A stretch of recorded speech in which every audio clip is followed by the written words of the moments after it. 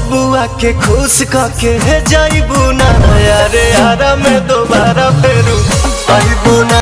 के पैसा बिहान दे बका मालिक न मालिक के जाए बका। कल यानी कि 26 मार्च को सुबह 7:45 पर पावर स्टार पवन सिंह का नया गाना रिलीज होने जा रहा है music tone official YouTube channel पर, जिस गाने का नाम है ये आरा कभी हारा नहीं। जैसा कि आप लोग गाने का ऑफिशियल पोस्टर स्क्रीन पर देख पा रहे होंगे। आप सभी को बता दो कि इस गाने में आप सभी को पावर स्टार पवन सिंह और शिल्पी राज का मधुर आवाज सुनने को मिलेगा। और इस गाने में एक बार फिर से पावर स्टार पवन सिंह और आकांक्षा दुबे का जबरदस्त परफॉर्मेंस देखने को मिलेगा।